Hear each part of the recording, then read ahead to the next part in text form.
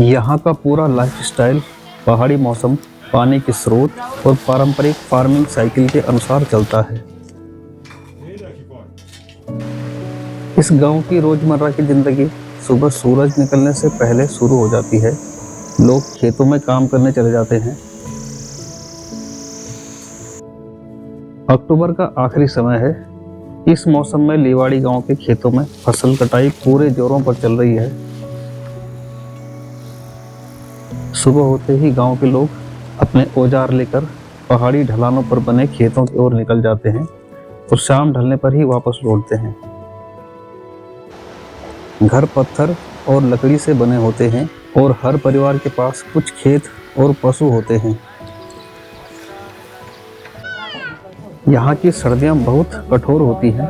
घरों पर बर्फ जम जाती है, रास्ते बंद हो जाते हैं और कई दिनों तक बाहर निकलना भी काफ़ी मुश्किल हो जाता है। इसलिए लोग अभी से सर्दियों की तैयारी में लग जाते हैं। अपने परिवार के लिए अनाज जमा करना, सूखी लकड़ियाँ इकट्ठा करना और अपने पालतू जानवरों के चारे का इंतजाम करना, यह सब अक्टूबर और नवंबर के महीने में ही पूरा करना पड़ता है।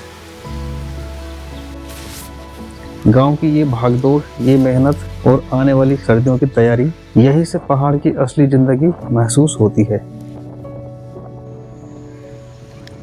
यहाँ के लोगों की जीविका का आधार है खेती और पशुपालन। यहाँ पे मेनली राजमा, आलू, चौलाई या मारछा और भांगजीरा उगाते हैं और आजकल उसकी कटाई का काम चल रहा है।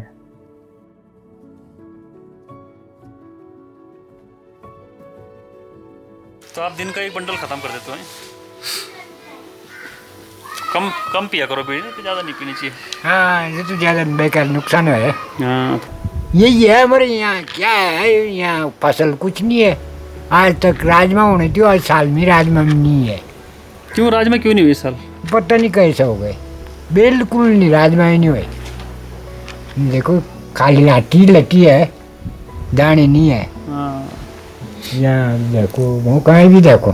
हाँ, ये है ना इधर ही, हाँ ऐसी हो रखी है। पूरा हम राजमा बेचते रहे थे, चाल ऊपर मंगाते राजमा पर ही बेच रहे, तो साल में है ही नहीं। इस साल में पैसे पैसे की निकालनी पड़ेगी रे, आटा चावल। और वो और जैसे चौलाई वगैरह? चौलाई तो हो ही जाती है थोड़ा थोड़ा, चौलाई तो है थोड़ा थोड़ा। वैसे राजमा ठीक होती है? राजमा होती थी ठीक, आलू और राजमा। अच्छा, आलू भी है ही नहीं साल में, राजमा भी है ही नहीं। बारिश की वजह से ज़्यादा बारिश हुई? ज़्यादा बारिश ही हो गई। अच्छा, 3 महीने हो गई यहाँ तो बारिश, आजकल है नहीं। मैं 3 महीने पूरा था बारिश ही बारिश, इसके लिए फसल कुछ नहीं हुई। अच्छा, तो आप क्या क्या क्या करते हो दिन में काम? यही बाकी क्या करना है काम भी, यही काम है हमारा, घास भूस लेने, घास लाने का काम? हाँ खेतों में है। देखो बाल लिया ये सर्दी के लिए, सर्दी में हमारे यहाँ बर्फ बहुत गिर रहा है ना, कभी तो इतनी बर्फ हो जाती है ना। अच्छा, इतनी ऊंची? हाँ, लकड़ी लुकड़ी जमा करने, राशन पानी जमा करने, यही बिजनेस है हमारी बेटी का। भेड़ का? हाँ भेड़ बकरी? हाँ, भेड़ बकरी का ये बिजनेस है हमारी। कितनी भेड़ बकरी आपकी? अरे 40-50 भेड़ अभी ऊपर गई, ऊपर की तरफ? ऊपर है। अच्छा, वो उसमें से 2-4 बेचती है ना, तो पूरी राशन आ जाती है ना साल भर। अच्छा। लिवाड़ी गांव में सिर्फ भेड़ बकरियां ही नहीं, लोग गाय और बैल भी पालते हैं। अधिकतर परिवारों के पास अपनी छोटी सी पशुपालन यूनिट होती है, जो उनकी आजीविका का सबसे बड़ा हिस्सा है।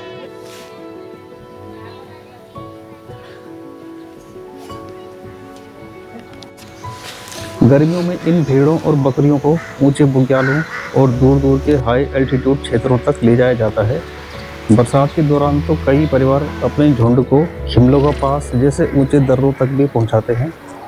यहाँ की घास हरी, ताजी और भरपूर होती है, पशुओं के लिए बिल्कुल सही।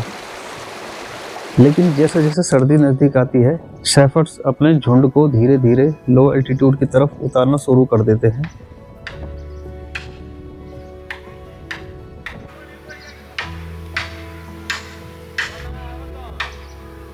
भेड़ बकरी तो ऊपर हमारी बुग्याल तक जाती है, जैसे थंगल्टी, सांगठुंडा, बिस्कुटरी, पस्टारी, और सुराल, कातका और नीचे तक हमारी रायपुर जाती है, मसूरी जाती है और इधर विकासनगर की साइड जाती है।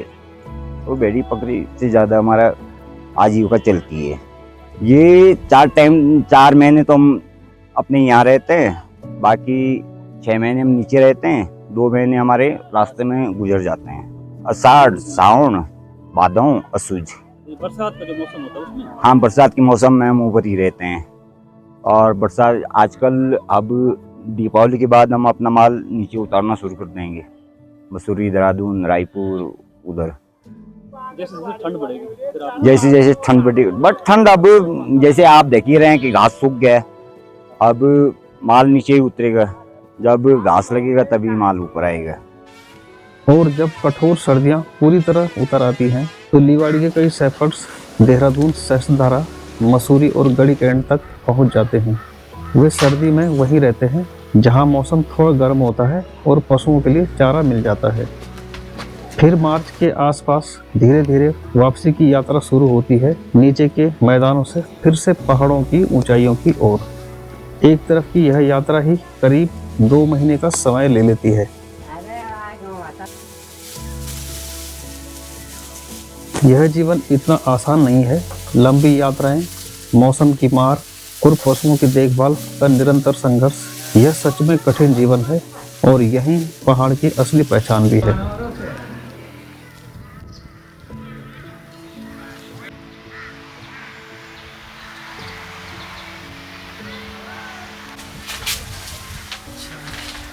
खाना खाया था आप? खाने वो वही खा लेता ऊपर ना, वो ऊपर के ऊपर जयंत अंकल जी। अच्छा। ये उनका घर ही है हाँ हाँ, ये हाँ, ये इधर, हाँ उसी में ठहरा हुआ भेड़ बकरी ऐसे हम 80-90 जी पर। 80-90। हाँ जी, बरसात में होती है हमारी काफ़ी दूर पर, बुग्याल में, जो ऊपर डांडे दिखाई दे रहे हैं। इधर से पास नहीं है, ऊपर से तंगोल्टी खेम लोग, बस खेम लोग आज के पास में रहते हैं हम। अच्छा, ऊपर से घाटी है और नीचे हमारी भेड़ बकरी रहती है जी। फिर उसके पीछे लगेगा आपका किन्नौर। अच्छा हाँ, अभी वहाँ चल रहा जाता है उधर। कितने सालों से आप भेड़ के साथ हो, भेड़ बकरियों के साथ? मैं हो गया काफ़ी 10-15 साल आपको? हाँ जी। अच्छा, तो कितने लोग रहते हैं ऊपर आपके साथ? अब मिल के रहते हैं, जैसे 10-15, 20-25, जैसा 100-200 ऐसा इकट्ठा करके तब बना लेते हैं। 5-5, 6-6 हज़ार 1200 की टोली, तब 10-10, 12-12 आदमी बनाते हैं मिल के। तब 2-2, 3-3 लोग रहते हैं बारी लगा के। अच्छा, ना 20-20, 25-25 दिन का। ठीक है। तो लाइफ कैसी रहती है फिर वहाँ पे? माँ ठीक ही रहती है।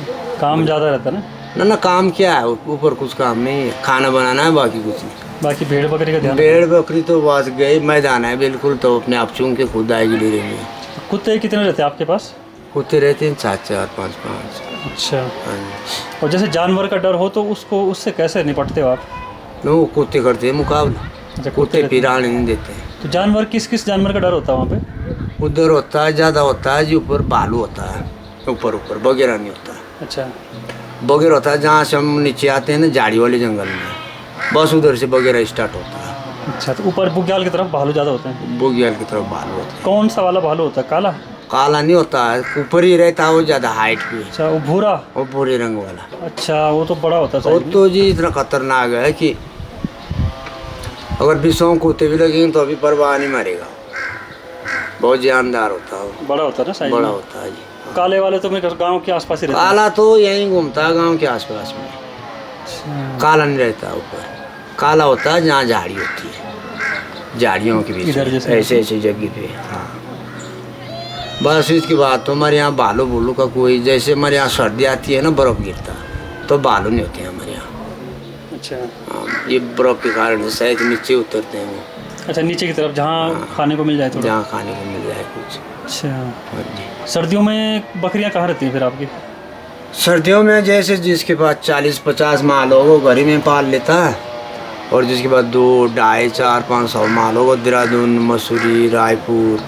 अच्छा, हाँ, नीचे परमिशन बना हुआ होता है नीचे का, तो आपको उसको परमिशन लेनी पड़ती है उस चीज़ के लिए? हाँ। अच्छा, बिना परमिशन नहीं मानते। तो परमिशन कहाँ पे मिलती है? जंगला से मिलती है, जहाँ जैसा रायपुर है तो रायपुर रेंज से मिलती है। अच्छा, जैसे किसी की मसूरी रहती है तो मसूरी रेंज भी बनाते हैं। कुछ जैसे 4 डेयरी तो हमारी मसूरी जाते हैं और 3 डेयरी वहाँ जाते हैं रायपुर, अलग अलग करके ना, जैसे जैसे किसी की गुंजाइश बने।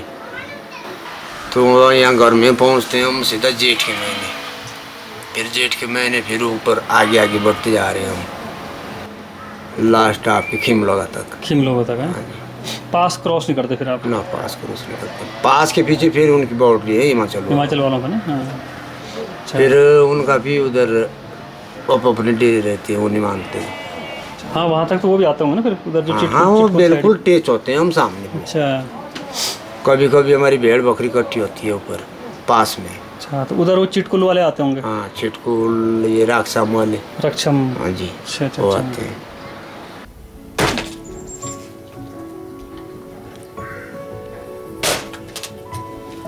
यहाँ खेती और चरवाही सिर्फ काम नहीं बल्कि संस्कृति का हिस्सा है। बच्चे बचपन से ही खेत और पशुओं से जुड़कर बड़े होते हैं।